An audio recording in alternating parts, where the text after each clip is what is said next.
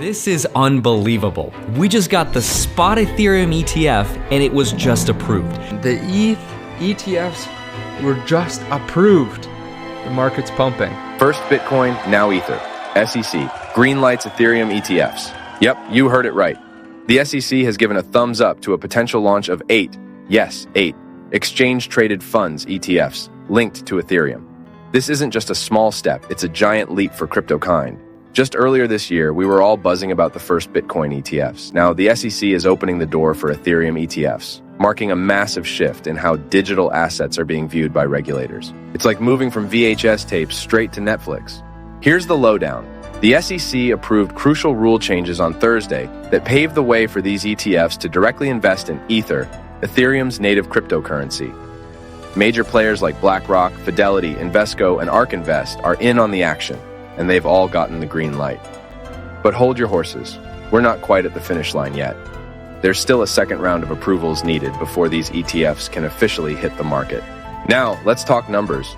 The buzz around these approvals has sent Ether's price soaring.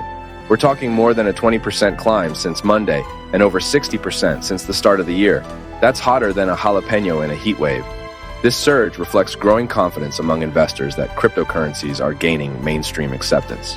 The SEC's decision was a bit of a plot twist. After months of radio silence, they suddenly dropped feedback on pending applications earlier this week, causing a frenzy of paperwork and revisions.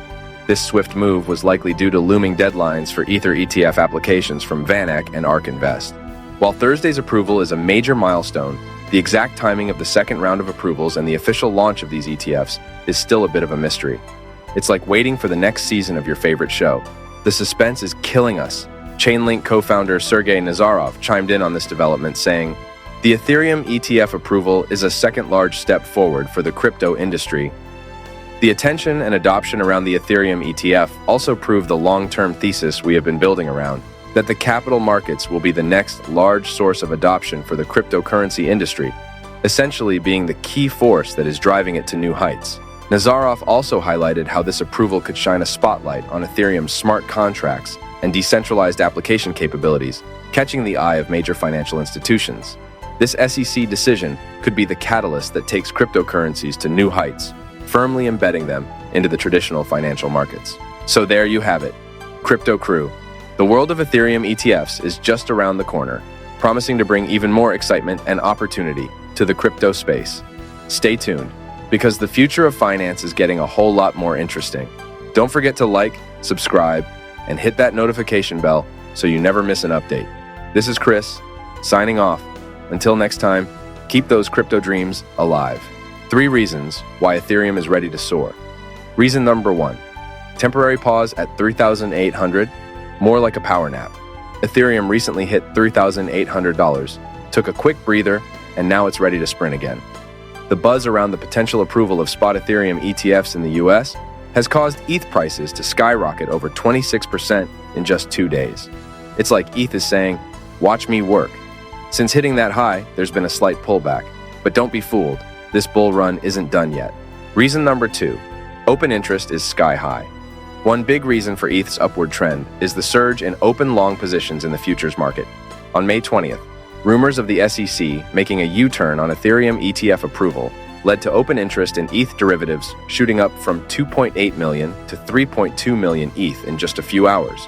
That's the highest since January 2023. Imagine trying to find a seat at a crowded concert. Everyone wants in on ETH right now. Crypto quant analysts noted that traders are aggressively opening long positions, expecting higher prices. In dollar terms, open interest hit a record high of $14.68 billion. This shows strong investor confidence, like ETH just got a standing ovation. Reason number 3, traders are choosing ETH over Bitcoin. The potential approval of an Ethereum ETF has traders buzzing. Data shows more buy orders in the perpetual futures market for ETH compared to sell orders. The Ethereum Bitcoin open interest ratio spiked from 0.54 to 0.67 on May 20th. It's like ETH is that shiny new toy everyone wants for Christmas. This shift suggests that traders now prefer having more exposure to ETH than Bitcoin. TradingView reveals that the ETH-BTC trading pair jumped 19.6% to reach a 2-month high. Ethereum's uptrend is looking strong, with the Relative Strength Index, RSI, at 68. ETH is flexing those bullish muscles. Demand for Ethereum is heating up. Crypto quant data indicates a surge in demand for Ethereum, with permanent holders, those who accumulate and never sell, buying over 100K Ethereum on May 20th. That's the highest daily level since September 2023. Popular analyst Ali Martinez also pointed out increased accumulation by Ethereum whales, with hype around Ethereum reaching new highs since September. The Crypto Fear and Greed Index has soared to the extreme greed zone at 76, up from 64 last week. Retail investors are feeling the FOMO, and now that the SEC greenlights spot Ethereum ETFs, expect Ethereum prices to keep climbing. Wrapping up. So there you have it, crypto crew. Ethereum is not just pausing, it's gearing up for a big rally. With increasing open interest, traders favoring Ethereum over Bitcoin, and a surge in demand, the stage is set for Ethereum to shine. What do you think? Are you ready to ride the Ethereum wave? Drop your thoughts in the comments below and smash that like button if you enjoyed this update. And just extrapolate out into the future, and you can see the trend rate of growth, the exponential trend over time. So it gets to somewhere like $1 million, and what happens is the space goes from 2.5 trillion, where it is today, to, let's say at the end of this cycle, 10 trillion, maybe 12, maybe 15, depending what the cycle's like, and then on to 100 trillion, which is the size of most of the other asset classes like equity. Firstly, decide what your time horizon is. It's the single most important thing.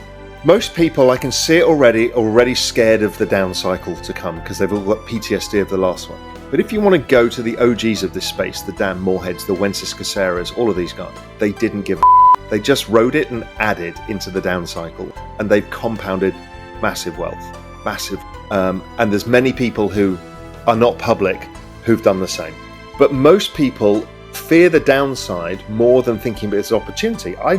Even though it never feels great, I was excited about it in 2020 because it meant I could add to my positions at great levels and compound. So then you get back to an all-time high much sooner than everybody else who's just done nothing. So that's really interesting. And so time horizon is super important. If you just don't want to deal with the downside because your psychology doesn't allow you to do it, that's fine. You need to really think that thing through. Now, what happens is people lose their minds in a bull market and in a bear market. In a bear market, they get rid of all their tokens. They say, never again, this is the worst thing I've ever done. And in a bull market, they end up buying too much shit, stupid shit. And really, to not up the movement from 2.5 trillion to 10 trillion to 100 trillion is to own the highest quality asset and do nothing. Now, we all have an inner degen somewhere within us. So allow yourself a bit of space to do that. You know, I've got positions in dog whiff, hat and bonk and, you know, you name it.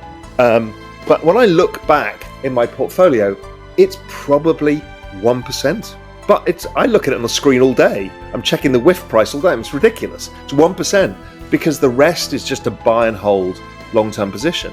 And then I see a lot of people trying to be overly cute by saying, oh, I'm going to own this underappreciated crypto like Cardano or XRP or whatever. Fine.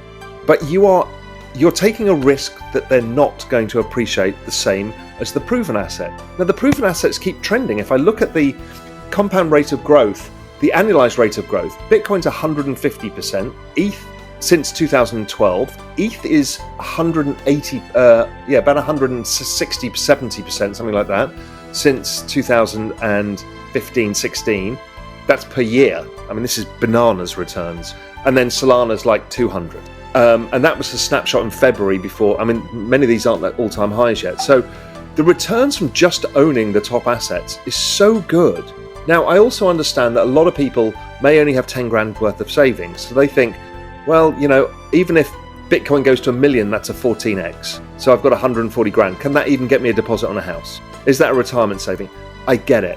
So people really want to take more risk, but just do it intelligently. And that's how not to this up. Because if you turn your 10 grand into zero and you do it every crypto cycle, which many people did, you know, the NFT cycle destroyed a lot of people, and a lot of people got destroyed in just all of the kind of super early stage speculative stuff. We've all got wallets of shame, so it's not like any of us are any better. We all have the wallet of shame.